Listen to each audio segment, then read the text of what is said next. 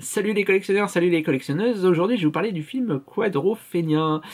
Pour ce film, je vais faire une longue introduction, donc pour ceux qui ne seraient intéressés que par le steelbook, vous pouvez avancer un petit peu la vidéo. Donc Quadrophenia, c'est un de mes films de chevet. Alors pour tous les collectionneurs, on se retrouve en faisant la collection à se dire non mais alors attendez, ce film-là, j'ai déjà vu 100 fois édité, nouvelle réédition de Iron Man, j'en peux plus.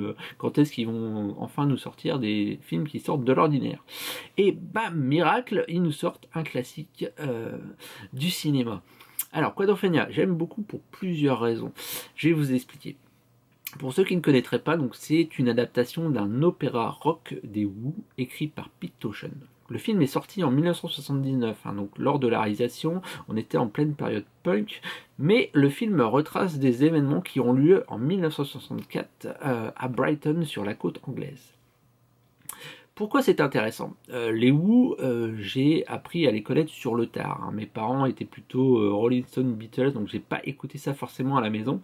Donc j'ai écouté sur le tard, donc j'ai racheté des vinyles et tout ça. Vous inquiétez pas, là je suis assez calé sur le sujet. Merci, merci aux amis.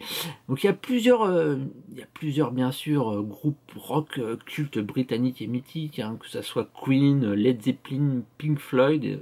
Ils sont tous mythiques, donc il y a des fans de chaque groupe, il n'y a pas de problème à ça. Alors pourquoi je m'intéresse aux Who? Parce que ils sont associés aussi à un courant musical et culturel, mais aussi vestimentaire, c'est-à-dire les mods. Alors les mods, c'est une contraction de moderniste. Donc c'est dans les années 60 la jeunesse anglaise qui se rebelle et qui va prendre les codes vestimentaires de la bourgeoisie en s'habillant bien. Donc avec des marques qui sont toujours à la mode et qui existent encore, donc Ben Sherman et Fred Perry, avec le petit laurier que tout le monde connaît.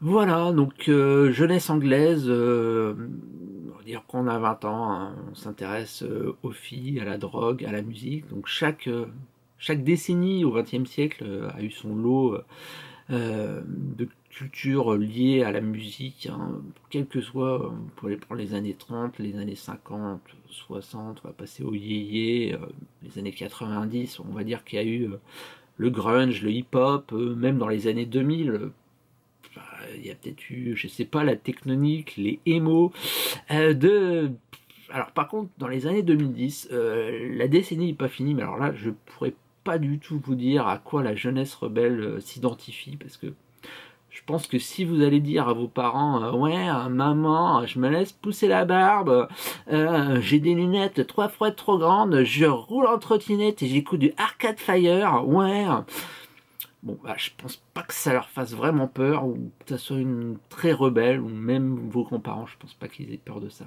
Donc on va s'intéresser aux mods, c'était vraiment quelque chose de très rock and roll. Là, on se foutait sur la gueule, on avait conscience de ses opinions, quoi. Je veux dire, voilà, quoi. Je crois en quelque chose, mais je me bats pour ça, quoi. On n'était pas dans une période aseptisée, quoi. Je veux dire, moi quand j'étais jeune, on gueulait à tue-tête, j'emmerde le Front National en écoutant les Berus, mais maintenant vous dites ça à un jeune de 20 ans, il va dire oui, mais quand même, c'est pas très poli pour ce parti politique. Voilà. Donc c'était une autre époque, c'était voilà, alors je fais mon vieux con, mais je vous parle de ça parce que vraiment le film reflète finalement une période que j'ai pas connue. C'était avant mai 68, voilà, j'étais pas né, mes parents, je suis même pas sûr qu'ils voyaient ça, mais de loin, quoi. C'est les Anglais, c'est pas notre culture, quoi. C'était du pré-punk, quoi. C'était Fuck the System. Donc le film, déjà, c'est un opéra qui musicalement tient la route, quoi. Quadrophenia, malgré mon jeune âge, j'ai eu la chance de les voir en concert. Ils sont passés à Bercy il n'y a pas très longtemps et ils ont repris Quadrophenia en entier. C'était magique. Le film en lui-même, il y a Sting dedans. Ouais, bah là, je peux dire, ouais, c'est un petit rôle, mais Sting, quoi. Quand on le voit à l'écran, il crève l'écran. Et c'est vraiment bon, quoi.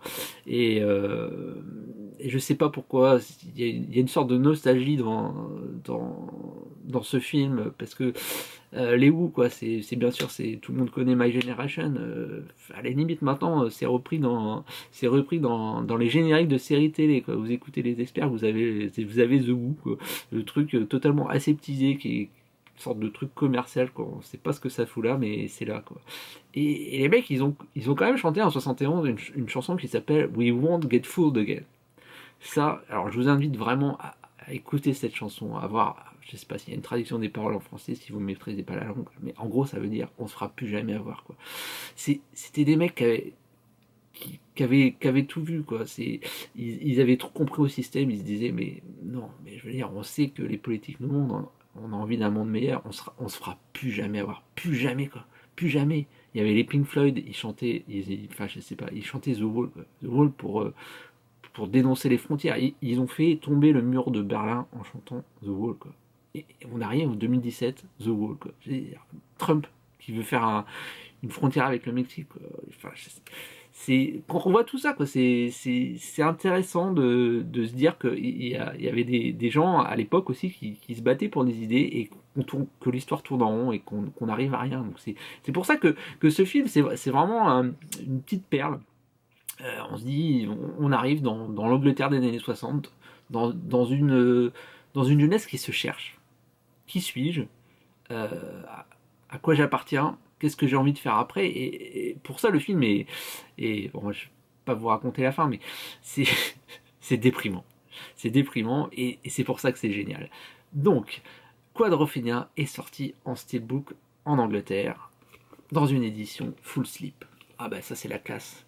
Car en plus du steelbook, on a une protection en carton. Face avant, le signe des modes, bleu, blanc, rouge, le signe de la marque Ben Sherman, avec écrit en gros Quadrophenia et le scooter de Phil Daniels, donc Phil Daniels, l'acteur principal dans le film. Et au dos, on a toujours le logo. C'est une petite interview en fait du réalisateur, qui est toujours très fier du film et de l'avoir réalisé, et que les Who leur ont fait, enfin lui ont fait confiance à l'époque. Donc il est toujours très fier d'avoir fait ce film, qui est vraiment un classique des classiques. Donc on va enlever le full slip, hop, et là on arrive sur le steelbook en lui-même. Donc effet mat, pas de glossy, sur une composition graphique qui est assez surprenante en fait. Ils ont repris donc le full slip, mais en faisant comme si l'affiche était en graffiti sur un mur. Voilà. Donc, une sorte de mix de génération. Pourquoi pas. C'est une proposition intéressante, pas forcément celle à ce que je m'attendais, quoi, mais un peu plutôt finalement punk mod. Voilà. Et sur le dos, on a une photo du personnage principal sur la falaise avec son scooter, avec une phrase: je n'ai pas envie d'être comme tout le monde, c'est pour ça que je suis mode. Vous comprenez? Voilà. Je repasse sur la face avant et on va l'ouvrir.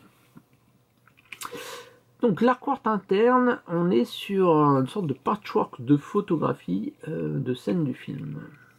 Voilà. La sérigraphie est assez sympa. Donc on reprend le scooter du full slip, donc avec pas mal de logodage malheureusement. Et donc tout le patchwork de photos du film avec Brighton, de Hastings quelque part. Voilà. Et hop, je remonte la face avant. Voilà. Donc, comme vous l'avez compris, film ultra culte pour ma part. Même au niveau du scénario, c'est vraiment très bon. Musicalement, bah, la meilleure vidéo de tous les temps, forcément. Et au niveau historique, une petite relecture pour ceux qui ne connaîtraient pas les mods. Et oui, il y a eu des rebelles avant les punks. Voilà, et ben je lui donne un 16 sur 10. J'augmente un peu la note, hein, parce que c'est un de mes films préférés. Bon, effet mat qui est pas des plus réussis, et bon, la composition graphique un peu bizarre. Voilà.